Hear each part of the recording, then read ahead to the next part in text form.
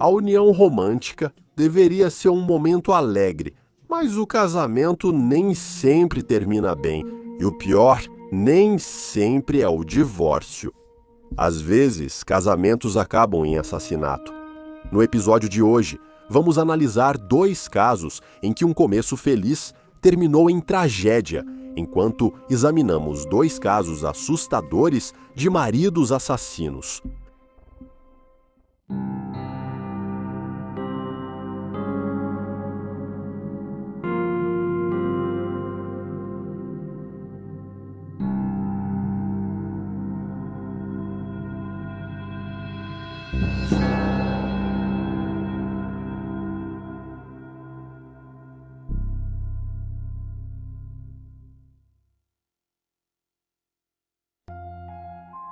William e Helena, Marlene Major. Em outubro de 1980, Marlene Oakes, 25 anos, vivia com o marido William em um pequeno trailer na cidade rural de Verona, Kentucky. Bill Major com os filhos Donald e Lalana. Apesar de já terem se casado há 9 anos, a união deles estava longe de ser feliz. Marlene se casou aos 16 anos com Bill, um mecânico 10 anos mais velho. O casal discutia muito e o casamento estava tão desgastado que ambos tiveram casos extraconjugais. Meses antes de desaparecer, Marlene tinha um caso com Glenn St. Helier, morador e empregado de seu marido na propriedade. O casal conheceu Glenn quando o caminhão dele quebrou a caminho do Texas, vindo de Ohio. Ele morava em um trailer separado na propriedade. Dizem que Bill incentivou o relacionamento, e rumores apontam que ele também tinha alguém fora do casamento, o que explicaria sua tranquilidade com o caso. Também especula-se que o caso de Marlene dava a Bill mais tempo sozinho com as crianças, que ele frequentemente abusava. Embora as coisas no relacionamento nunca tenham sido boas, as tensões aumentaram e os nervos ficaram especialmente à flor da pele quando Marlene descobriu que Bill estava abusando sexualmente do filho deles, Donald. Bill foi condenado em 1975 por molestar 2 meninos. Assustada com o que viu e temendo pela segurança dos filhos, Marlene planejou sair de casa com as crianças e se afastar de Bill. Em seu diário, ela escreveu: "Eu sei o que vi. Disse a ele para nunca mais me tocar. Se ele tocar em Donald, eu o mato. Eu poderia ser a maior prostituta de Verona. E ainda assim, nenhum juiz daria a guarda dos meus filhos para ele antes de mim." A confrontação de Marlene irritou Bill, que teria dito a outros que, se ela terminasse o relacionamento, ele a mataria. Ele detalhou como tornaria o corpo dela irreconhecível, incluindo jogar o carro na água e desmembrar o cadáver. Marlene, por sua vez, entregou seus diários para Glenn para garantir que Bill não pudesse pegá-los e destruí-los. Eles serviriam como prova caso algo ruim acontecesse com ela. Ela registrou no diário que o marido aceitou assinar o divórcio se ela não o expusesse. Marlene contou à irmã sobre o abuso sexual dos filhos. Disse que planejava se divorciar de Bill e relatou o abuso que Donald sofreu do pai. Mesmo com precauções, o plano de Marlene falhou e, em 11 de outubro de 1980, ela discutiu acaloradamente com Bill. Glenn saiu para esfriar a cabeça e, ao voltar à meia-noite, encontrou a casa em ruínas. Bill deixou as crianças com um vizinho, mas disse a Glenn que Marlene foi embora com elas. Bill, depois, doou várias armas e comentou que queria voltar para Rhode Island, seu estado natal. No entanto, Glenn descobriu nos dias seguintes que as crianças estavam na casa de um vizinho e sabia que Marlene não as abandonaria. Depois, ele relatou seu desaparecimento à polícia. Apenas o carro de Marlene sumiu. Sua carteira de motorista ficou para trás. Bill contou aos filhos pequenos que a mãe os deixou por causa de drogas, álcool e prostituição. As crianças tinham só 4 e 8 anos na época, enquanto as autoridades consideravam que a jovem de 25 anos poderia ter saído por um casamento infeliz. reconheceram que os diários dela traziam razões para Bill querer se livrar dela. Mesmo sem indícios de crime, os investigadores não puderam prender ou acusar o marido dela, pois os diários não eram provas suficientes. Glenn e Bill negaram envolvimento no desaparecimento de Marlene. Bill recusou fazer o teste de polígrafo. Logo depois, mudou-se para Pawtucket, Rhode Island, com as crianças. Levava uma delas ao trabalho e a abusava durante o expediente. Em 29 de novembro de 1980, mais de um ano após o sumiço de Marlene, um caçador achou parte de um crânio a cerca de 1 quilômetro da casa principal. O crânio indicou morte causada por ao menos um tiro, que entrou pelo rosto e saiu pelo topo da cabeça. Exames mostraram que a vítima era uma mulher branca de cerca de 30 anos. O crânio estava quase sem rosto, mandíbula e dentes. Também era visível evidência de desmembramento. Nesse ano, Bill se casou de novo. Sua segunda esposa o chamou de abusivo e, em 1984, denunciou à polícia que ele abusava sexual e fisicamente dos filhos dela. Ela soube disso após revelarem que Bill ameaçou matar um irmão se o outro denunciasse o abuso. Em certo momento, ele ameaçou a própria filha com uma arma e mandou que ela ficasse calada. Bill foi preso e condenado em 1985, recebendo 15 anos de prisão. Doland e Lalana passaram a viver com a mãe de Marlene. Bill cumpriu só 11 anos da pena e foi solto em 1996, mesmo com as autoridades do Kentucky querendo acusá-lo de outros crimes. A ausência de provas e a prescrição impediram que fizessem isso. Apesar da ausência de acusações, confirmou-se que ele abusou sexualmente de outros 2 meninos.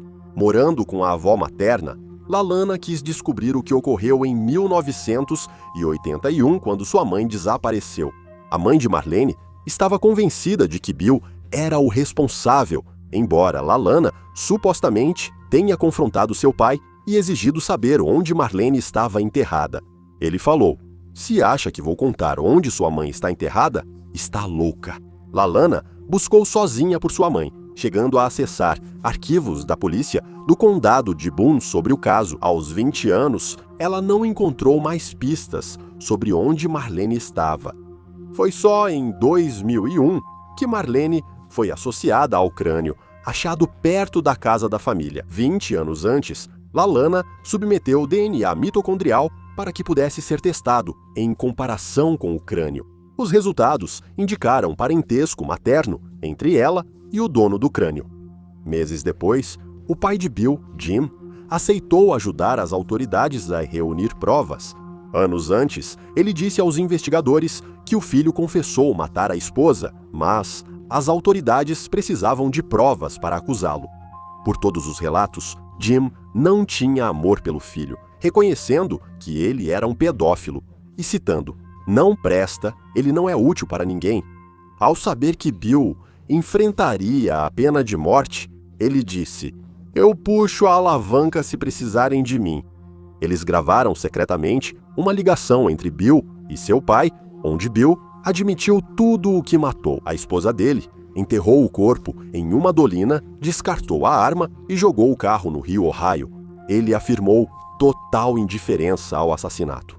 Após ser preso, Bill disse que Marlene o ameaçou com uma arma, levando-o a atirar 2 vezes no rosto e 4 vezes no tronco dela. Ele foi acusado pelo assassinato de Marlene e seus filhos adultos relataram os abusos sofridos por ele.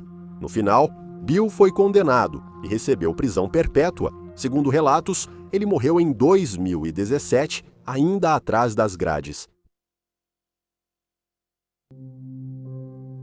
Perry e Janet March. Janet Gail Levine conheceu Perry March por meio de um amigo enquanto estudava na Universidade de Michigan, apesar de colegas o descreverem como alguém com algumas arestas. Não demorou muito para Janet cair sob seu feitiço, completamente encantada pelo nativo de Indiana, 2 anos mais velho que ela, e logo o casal se tornou inseparável. Após a formatura, Perry foi trabalhar em Chicago, onde Janet o acompanhou e fez aulas de arte no Instituto de Arte.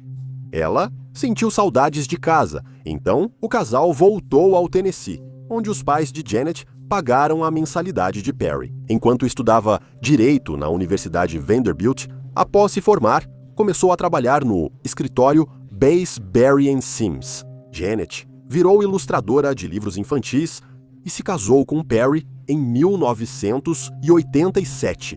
Eles tiveram 2 filhos. O primeiro nasceu em 1990, quando o casal se casou. O pai de Perry, Arthur, mudou-se para Nashville para ficar perto do filho.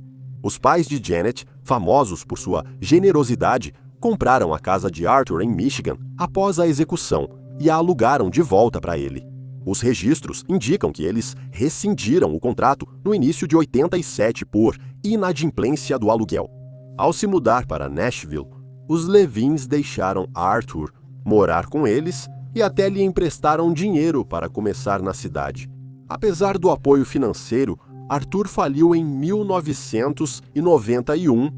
Ainda nesse ano, surgiram rachaduras na relação de Janet e Perry. Uma assistente jurídica no trabalho de Perry passou a receber cartas anônimas datilografadas de um admirador secreto. As cartas eram um tanto explícitas, elogiando o corpo da mulher, já que o autor observava que sua aparência o cativava. O autor também falava de cenários sexuais, descrevendo o desejo de fazer sexo oral nela. Eles disseram que eram casados e, embora antes não entendessem homens com casos extraconjugais, afirmaram que o casamento pode tornar o sexo entediante, rotineiro e velho. Alarmada com as cartas, a assistente jurídica procurou a gerência, que elaborou um plano. A mulher escreveria uma nota ao autor, mostrando interesse em um caso, apesar de seu estado civil. A gerência instalou uma câmera escondida e descobriu que Perry March era o responsável. Perry teve 2 opções: pedir demissão ou ser demitido, mas só poderia pedir demissão se aceitasse buscar ajuda profissional. Após sua saída da empresa, Perry recebeu um tempo para pensar sobre o ultimato, para a grande frustração da assistente jurídica, que era alvo de seu assédio sexual. Ela pediu demissão ao voltar das férias, ao saber que ele ainda estava empregado.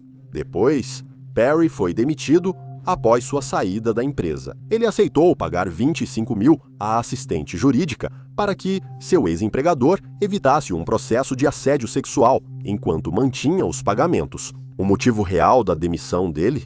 Um segredo de Janet. Eles buscaram terapia de casal juntos. Perry logo conseguiu outro emprego. Em pouco tempo, o pai de Janet o contratou para seu escritório de advocacia. 3 anos depois, em 1994, o casal mudou-se para Forest Hills, onde Janet teve o segundo filho.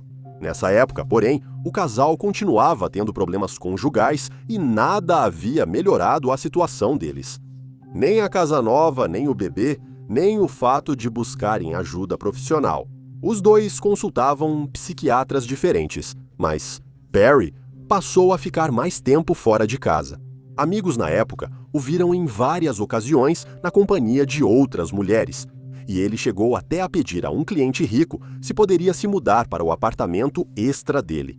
As brigas do casal ficaram mais frequentes e, embora tenham voltado a fazer terapia de casal, isso não ajudou em nada. Eles discutiam tanto nas sessões que o terapeuta sugeriu uma separação temporária em uma das últimas vezes juntos. Janet perguntou de novo a Perry por que ele saiu do antigo emprego, pois desconfiava das circunstâncias da saída do escritório de advocacia.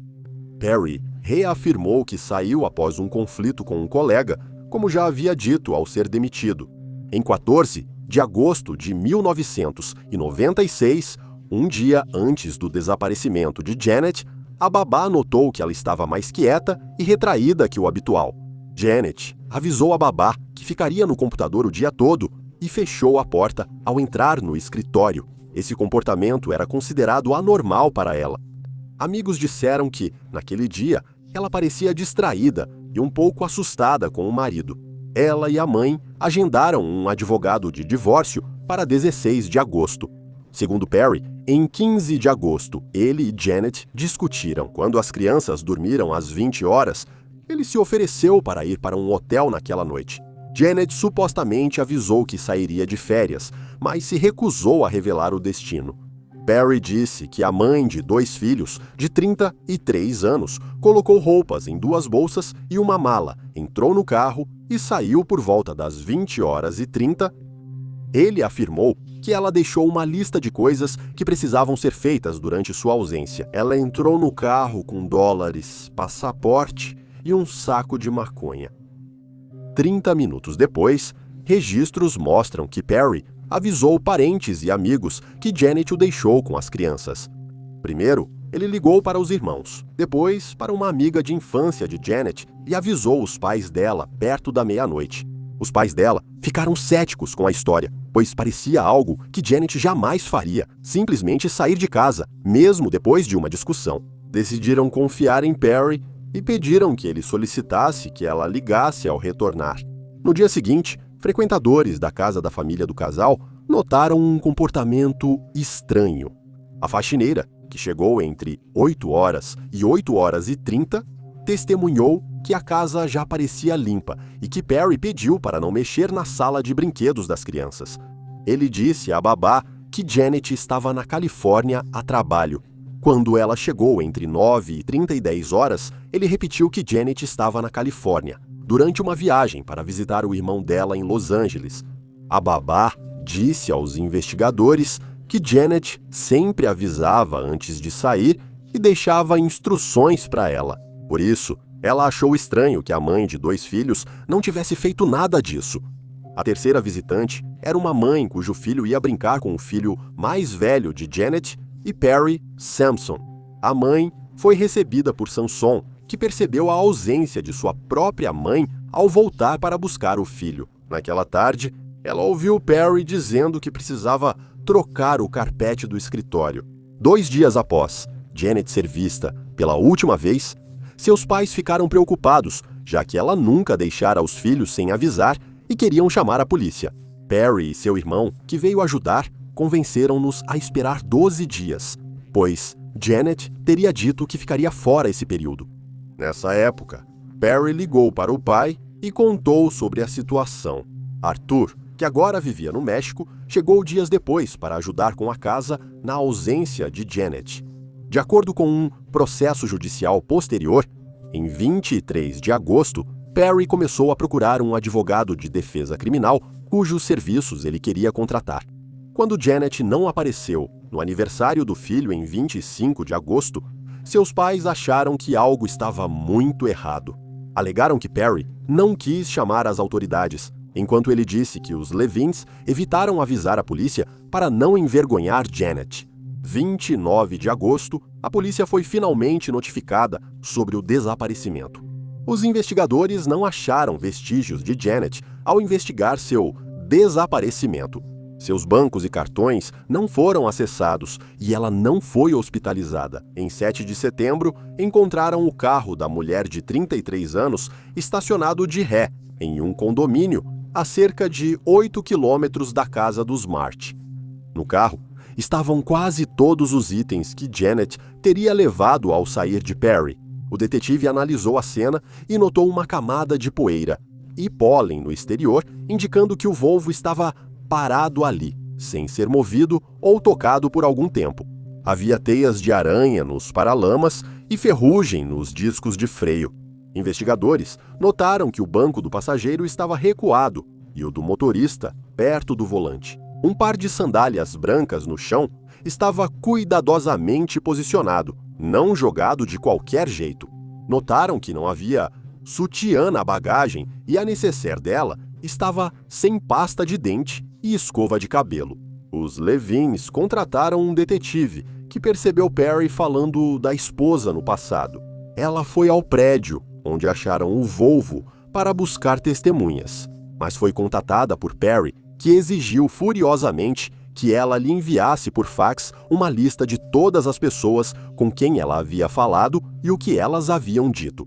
A polícia inspecionou o carro de Perry e, Embora não estivesse muito limpo, tinha cheiro de desinfetante. Cabelos e fibras foram achados no banco traseiro.